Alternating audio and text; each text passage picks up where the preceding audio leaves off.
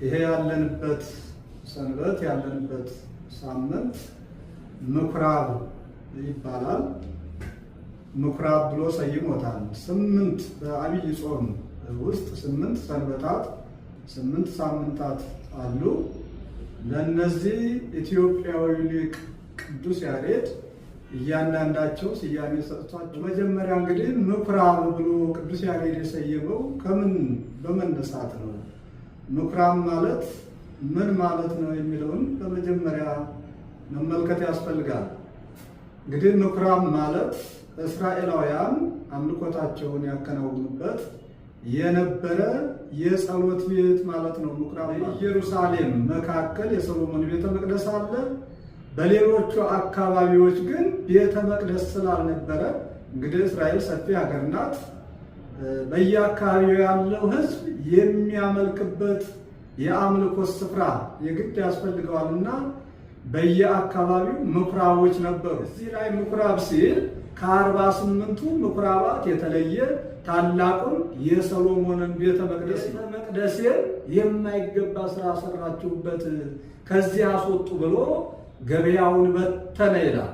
ከዛ አስወጣቸው፣ በጅራፍ ገርፎ አስወጣቸው እና ይህ ዕለት የሚታሰበው ይህ ሳምንት ምኩራብ እያልን የምናስበው ጌታችን መድኃኒታችን ኢየሱስ ክርስቶስ የመጀመሪያውን ፋሲካ ለማክበር ከእስራኤል ጋር ወደ ቤተ መቅደሱ ጅራፍ አንስቶ ገበያውን የፈታበት የመጀመሪያው ፋሲካን ያከበረበት ሳምንት ነው ማለት ነው። ያከበረበት ዕለት ነው እና ምኩራብ የሚለው ስያሜ ከዚህ ጋር ምን እንማራለን? በዚህ በምኩራብ ሳምንት ስለምንድን ነው የምንነጋገረው ስንል በቤተ መቅደሱ የማይገባ ስራ መስራት እንደማይቻል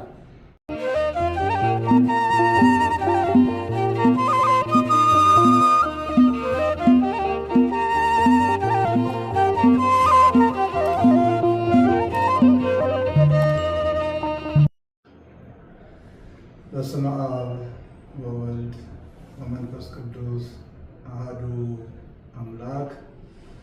የተከበራችሁና የተወደዳችሁ የእግዚአብሔር ቤተሰቦች፣ እናታችን የእመቤታችን የድንግል ማርያም የቃል ኪዳን ልጆች፣ ይህንን መንፈሳዊ መልእክት በያላችሁበት ክፍለ ዓለም ሆናችሁ የምትከታተሉ እግዚአብሔር ልጆች ክርስቲያኖች ሁላችሁ እግዚአብሔር ፍጹም ሰላም እንደምንከረማችሁ እንደምንሰነበታችሁ፣ አምላካችን ቅዱስ እግዚአብሔር ለዚህ ዕለት ለዚህ ሰዓት ስላደረሰን ስሙ ለዘላለም የተመሰገነ ይሁን። እንኳን ለዐቢይ ጾም የሶስተኛ ሰንበት ወይም ደግሞ ለበዓለ ምኩራብ በሰላም በሕይወት በጤና አደረሳችሁ አደረሰን። ከዚህ ያደረሰን አምላካችን ለስም አጠራሩ ክብር ምስጋና ይድረሰው።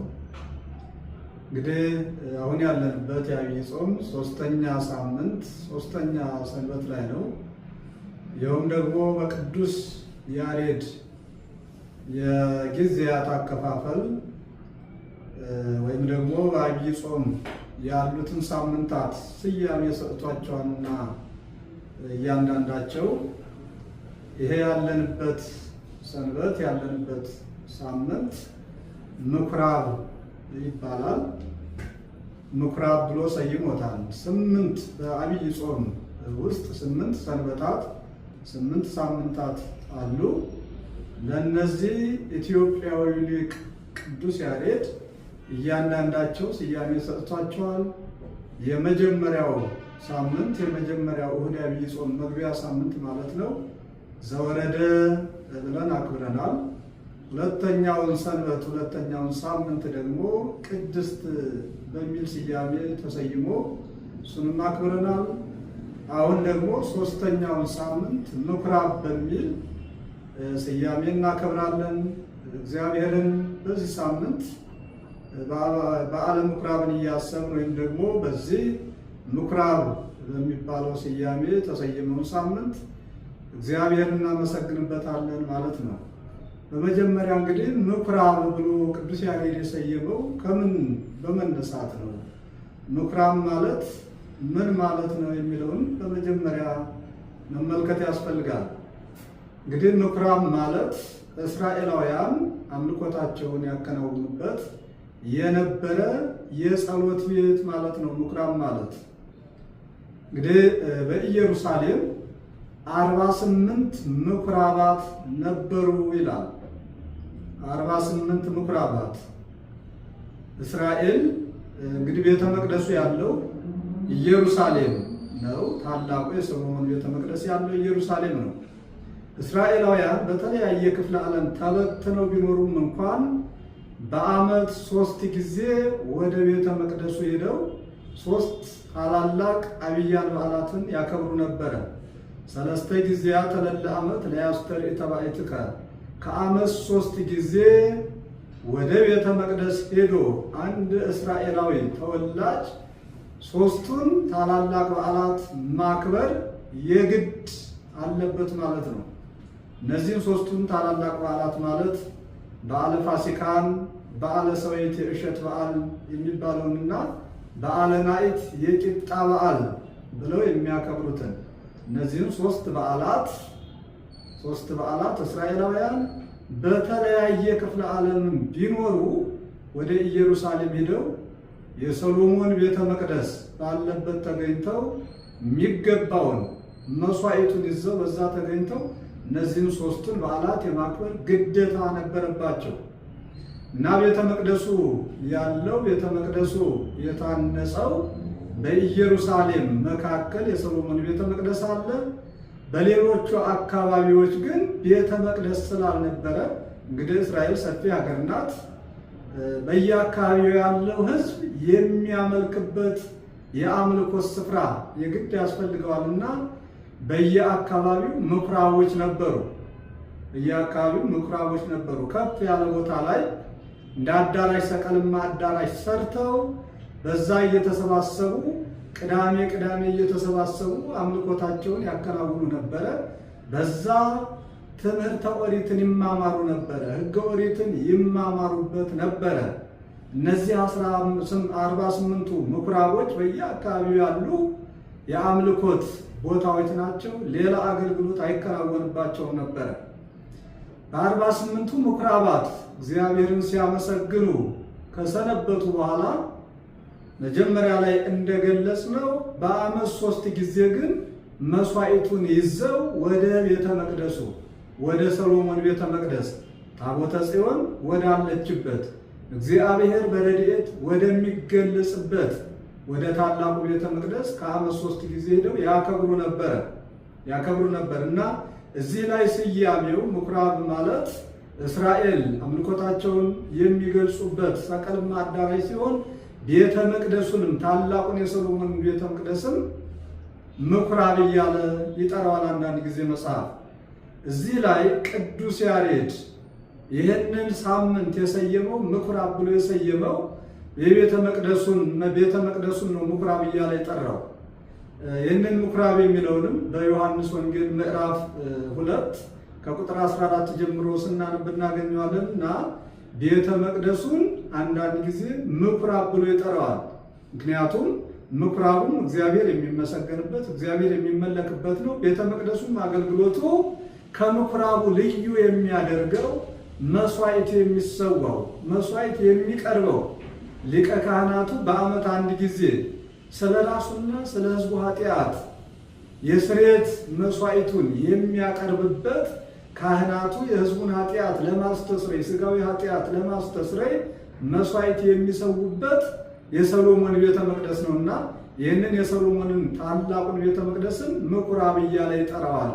አምልኮት ስለሚፈጸምበት ማለት ነውና በአጠራር በስያሜ ከሌሎቹ ምኩራባት ጋር ተደምሮ ምኩራብ ተብሎም ይጠራል።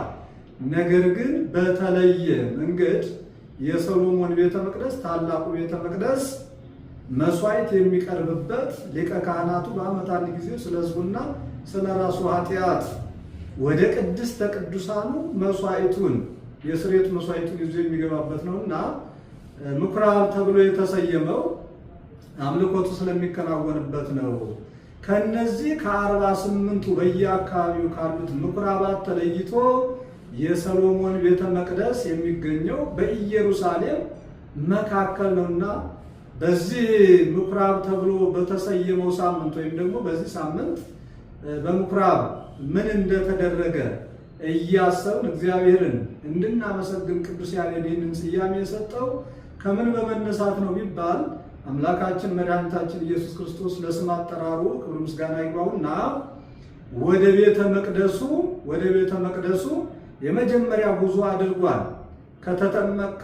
ከተጠመቀ በኋላ ወደ ገዳመ ቆሮንቶስ ሄዶ 40 መዓልት 40 ሌሊት ጾሟል። ከጾመ በኋላ ከ40 ቀን በኋላ ወደ ሰርግ ቤት ተጠርቶ በሰርግ ቤቱ የነበረውን ችግር አስወግዶ ውሃውን ወደ ወይንነት ለውጦ ተአምራቱን በዛ ገልጿል። ጌትነቱን በሰርግ ቤት ከገለጸ በኋላ በዚህ በዮሐንስ ወንጌል ምዕራፍ 2 ቁጥር 1 ጀምሮ እስከ 11 ያለውን ስናነብ ጌታችን በሰርግ ቤት ያደረገውን ተአምራት ይገልጻል። በሰርግ ቤት ጌትነቱን በተአምራት ከገለጸ በኋላ ከእናቱ ከድንግል ማርያምና ከደቀ መዛሙርቱ ጋር ወደ ቅፍርናሆም ወረደ። በዛ የተወሰነ ጊዜ ኖረ ይላል ቅዱስ ዮሐንስ ስለ ጌታችን ታሪክ ሲጽፍ።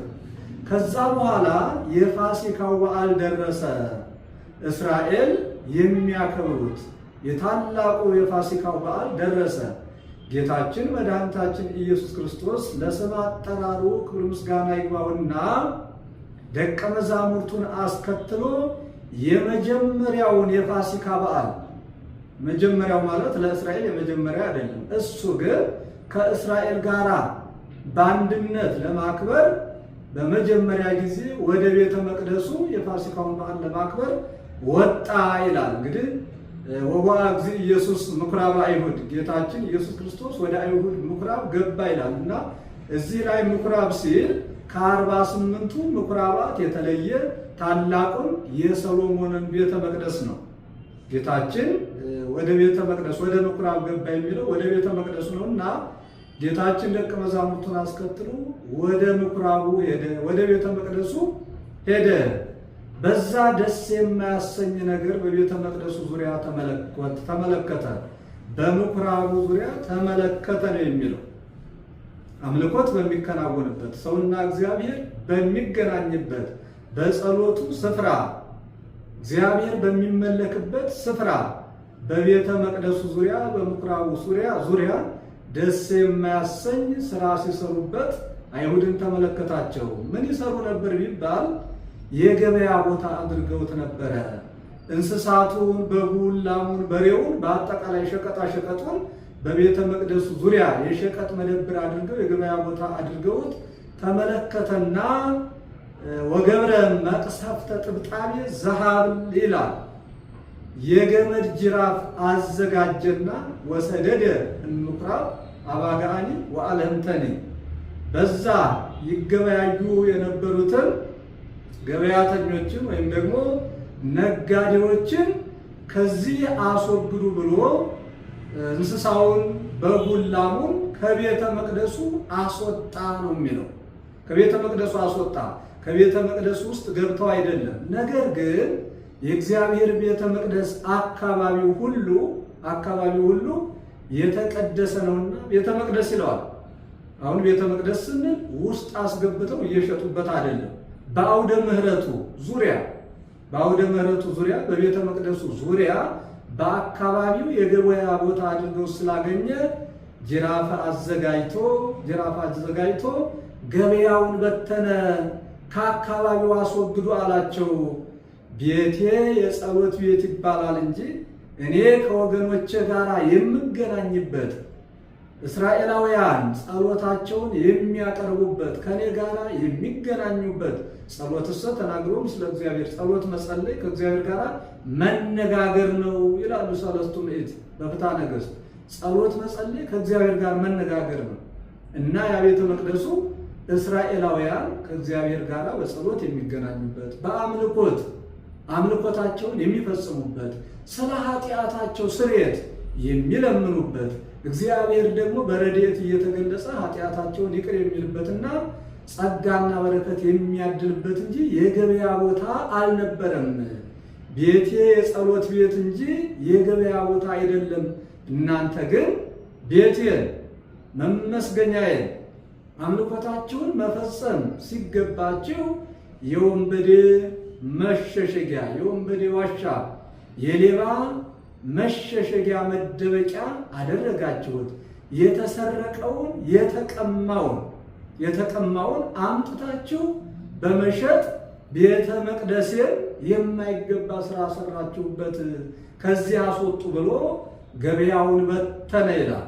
ከዛ አስወጣቸው፣ በጅራፍ ገርፎ አስወጣቸው እና ይህ ዕለት የሚታሰበው ይህ ሳምንት ምኩራብ እያልን የምናስበው ጌታችን መድኃኒታችን ኢየሱስ ክርስቶስ የመጀመሪያውን ፋሲካ ለማክበር ከእስራኤል ጋር ወደ ቤተ መቅደሱ የሄደበት፣ በቤተ መቅደሱ ተገኝቶ ግን ደስ የማያሰኝ ስራ ሲሰሩ እንዳገኛቸውና ከቤተ መቅደሱ ዙሪያ ከአውደ ምሕረቱ ገበያውን እንዲያስወግዱ ገበያውን አስወግደው በዛ በቤተ መቅደሱ በምኩራቡ በቤተ መቅደሱ የሚከናወነው አገልግሎት መስዋዕት መሰዋት፣ ጸሎት መጸለይ፣ ስለ ኃጢአታቸው ማዘን ማልቀስ፣ ጸጋና በረከት እንዲያድላቸው በረከተ ሥጋ እንዲያድላቸው እግዚአብሔርን የሚጠይቁበት እንጂ ሌላ ስራ የሚሰራበት እንዳልሆነ ይህንን መመሪያ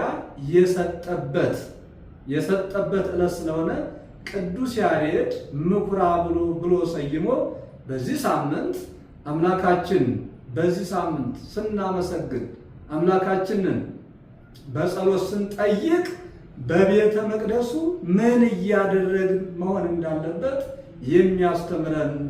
ያስተምረው ሳምንት ነው ማለት ነው እና ምኩራብ የሚለው ስያሜ ከዚህ ጋር የተያዘ ነው። ጌታችን መድኃኒታችን ኢየሱስ ክርስቶስ እንግዲህ እስከሚሰቀልበት ድረስ ከገዳመ ቆሮንቶስ ተመልሶ 3 ዓመት ከ3 ወር ወንጌልን አስተምሯል። በ3 ዓመት ከ3 ወር ውስጥ 3 ታላላቅ የፋሲካ በዓላትን አክብሯል። 3ቱን ዓመት ፋሲካውን ከእስራኤል ጋር አክብሯል። የተሰቀለው በ4ኛው ፋሲካ ነው። 4ኛውን ፋሲካ ሐሙስ ማታ ካከበረ በኋላ ዓርብ ተሰቅሏል ማለት ነው እና የ3ቱን ዓመት ፋሲካ በየዓመቱ አክብሯል እና ይሄ በቤተ መቅደሱ ተገኝቶ በቤተ መቅደሱ አካባቢ የማይገባ ስራ ሲሰሩ በማግኘቱ ጅራፍ አንስቶ ገበያውን የፈታበት የመጀመሪያው ፋሲካ ያከበረበት ሳምንት ነው ማለት ነው። ያከበረበት ዕለት ነው እና ምኩራብ የሚለው ስያሜ ከዚህ ጋር የተያዘ ነው። እንግዲህ ከዚህ ምን እንማራለን? በዚህ በምኩራብ ሳምንት ስለምንድን ነው የምንነጋገረው ስንል በቤተ መቅደሱ የማይገባ ስራ መስራት እንደማይቻል፣ በቤተ መቅደሱ የሚከናወነው በቤተ መቅደሱ ዙሪያ የሚፈጸመው ጸሎትና አምልኮት ብቻ መሆኑ ሰውና እግዚአብሔር የሚገናኙበት የተቀደሰ ስፍራ ስለሆነ ቤተ መቅደስ እግዚአብሔር ለሰው ልጆች በረድኤት እየተገለጸ ጸጋን የሚያድርበት፣ በረከትን የሚሰጥበት፣ ስርየትን የሚሰጥበት የተቀደሰ ስለሆነ ቤተ መቅደሱ በቤተ መቅደሱ ዙሪያ ስጋዊ ስራ መስራት እንደማይገባ እግዚአብሔር እንዲህ አይነት የማይገባ ስራ ስንሰራ ሲመለከት ጅራፉን እንደሚያነሳ የቁጣ ጅራፉን እንደሚያነሳ እመሰ ኢተፈየጥክሙ ሰይፎ ይመልእ ተመለሱ፣ ቤተ መቅደሴን አክብሩ፣ በንጽሕና ወደ ቤተ መቅደሴ ተመላለሱ፣ ከዚህ ውጭ ግን የማይገባ ስራ በቤተ መቅደሴ ዙሪያ አትስሩ፣ የማትመለሱ ከሆነ የበቀል ሰይፉን ይመዛል ነው ያለው ቅዱስ ዳዊት።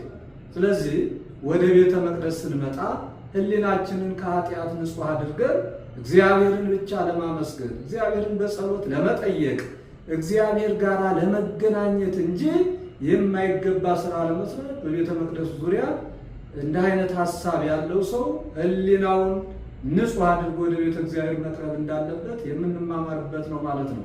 እንግዲህ ያን ጊዜ በአካል እንስሳውን ሰብስበው ነው፣ በአካል ሸቀጡን ደርድረው ነው ሲገበያዩ ያገኛቸው። ዛሬስ እኛ በቤተ መቅደስ ዙሪያ የማይገባ ስራ እንሰራለን አንሰራም የሚለው እቱ ርእሰክሙ ራሳችሁን መርምሩ ይላልና መጽሐፍ። ምን እየሰራን ነው በቤተ መቅደሱ? እግዚአብሔር በዚህ ያዝናል፣ አሁንም ጅራፉን ያነሳል። በእውነቱ ይህንን ልናስተካክል ያስፈልጋል። ይሄ በአካል የተደረደረው ሸቀጥ ብቻ ሳይሆን ወደ ቤተ እግዚአብሔር ስንመጣ የልቡናችንን ሸቀጥ ከሕሊናችን አራግፈን ልንመጣ ያስፈልጋል። እንግዲህ ቤተ መቅደስ ሲባል ቤተ መቅደስ 3 ትርጉም አላት። አንደኛው የእኛ የእያንዳንዳችን የምእመናን ሰውነት፣ የሰው ልጆች ሰውነት ቤተ መቅደስ ነው። ሌላው ደግሞ ማህበረ ምእመናን የምእመናን አንድነት ቤተ መቅደስ ተብሎ ይጠራል። እንዲሁ ደግሞ ቅዱስ ሥጋው ክቡር ደግሞ የሚፈተትበት በጸሎት ከእግዚአብሔር ጋር የምንገናኝበት ህንፃው ህንፃ ቤተ ክርስቲያን ቤተ መቅደስ ተብሎ ይጠራል እና ሁሉንም ማክበር እንዳለብን ቤተ መቅደሱንም በንጽህና አክብረን ልንገለገልበት እግዚአብሔር ጋር በጸሎት ልንገናኝበት ያስፈልጋል። ህንፃ ቤተ ክርስቲያኑ ህንፃ ቤተ መቅደሱ የእያንዳንዳችንን ህይወት ከኃጢአት ሸቀጥ ንጹህ ልናደርግ ያስፈልጋል። የተአምሩ ነው ከመታቦቱ ለእግዚአብሔር አንትሙ ሐዋርያው ቅዱስ ጳውሎስ የቆሮንቶስን ምዕመናን ሲመክር እናንተ የእግዚአብሔር ማደሪያዎች የእግዚአብሔር ቤተ መቅደሶች እንደሆናችሁ አታውቁምን? በዚህ በከበረው በጥምቀት በከበረው በማኅተመ መንፈስ ቅዱስ በሜሮን በከበረው በቅዱስ ሥጋው በክቡር ደሙ በከበረው በቤተ መቅደስ ሰውነታችሁ የማይገባ ስራ አትስሩበት። ሸቀጣ ሸቀጥ የሸቀጣ ሸቀጥ የኃጢአት ሸቀጥ መደብር አታድርጉት። ቤተ መቅደስ ሰውነታችሁን እግዚአብሔር የማይደሰትበትን ስራ አትስሩበት፣ ከኃጢአት ሸቀጥ ንጹህ አድርጉት ይላልና በእውነት ይህንን በቤተ መቅደስ ዙሪያ የሚሰባሰበውን ወይም ደግሞ የሚሸጠውን ብቻ ሳይሆን ማጽዳት ያለብን ልቡናችንን፣ ሰውነታችንን ከክፋት ሸቀጥ፣ ከዘረኝነት ሸቀጥ፣ ከኃጢአት ሸቀጥ፣ ከዝሙት ሸቀጥ ንጹህ አድርገን እግዚአብሔርን ልናስደስትበት ያስፈልጋልና የምኩራብን ሳምንት ስናስብ እግዚአብሔር ቤተ መቅደሱን ጅራፍ አድርጎ አንስቶ እንዳጸዳ በቤተ መቅደሱ በህንፃ ቤተ መቅደሱ ዙሪያ የማይገባ ስራ ሲሰራ ያገኙትን ጅራፍ አንስቶ ከዚህ አስወግዱ ብሎ እንዳስወገዳቸው ገርፎ እንዳስወጣቸው ነው የምናየውና ይህ የሚያስተምረን የእኛም ሰውነት ቤተ መቅደስ ነውና ሰውነታችንን ከኃጢአት ጠብቀን ከኃጢአት አንስተን ከኃጢአት ለይተን እግዚአብሔርን ደስ የሚያሰኝ ስራ እንድንሰራ ህንፃ ቤተ መቅደሱንም አክብረን መያዝ እንዳለብን እግዚአብሔር ጋር በጸሎት የምንገናኝበት ነው። ቅዱስ ሥጋውን ክቡር ደሙን የምንቀበልበት ነውና ዙሪያው አውደ ምሕረቱን የማይገባ ስራ እንዳይሰራበት መቆጣጠርና በንጽህና መያዝ እንዳለብን የሚያስተምረን ሳምንት ነው ማለት ነው። አምላካችን ቅዱስ እግዚአብሔር ከዚህ ዕለት ከዚህ ዓመት ከዚህ ሳምንት አድርሶ በዚህ ሳምንት የቤተ መቅደሱን በቤተ መቅደሱ ምን ማድረግ እንዳለብን እያሰብን ቤተ መቅደስ ሰውነታችንን ከኃጢአት ንጹህ አድርገን ከኃጢአት ለይተን አምላካችን ቅዱስ እግዚአብሔር ጋር በንጽህና በአምልኮት እንድንገናኝ እሱም ደግሞ እኛ ቤተ መቅደስ ሰውነታችንን ንጹህ አድርገን ስንቀርብ የምንፈልገውን ሁሉ እንደሚፈጽምልን በረድኤት ከኛ እንደማይለይ እግዚአብሔር ደግሞ ከኛ ጋር በረድኤት ካለ የሚያስፈራን ነገር የሚያሳጣን ነገር አለመኖሩን ተረድተን ቤተ መቅደስ ሰውነታችንን በንጽህና መጠበቅ ህንፃ ቤተ ክርስቲያናችንን በንጽህና በእንክብካቤ መያዝ እግዚአብሔርን ደስ ማሰኘት እንዳለብን የሚያስተምረን ሳምንት ነው። አምላካችን ቅዱስ እግዚአብሔር ከዚህ ዕለት ከዚህ ሳምንት ከዚህ ሰዓት ስላደረሰን ስሙ ለዘላለም የተመሰገነ ይሁን።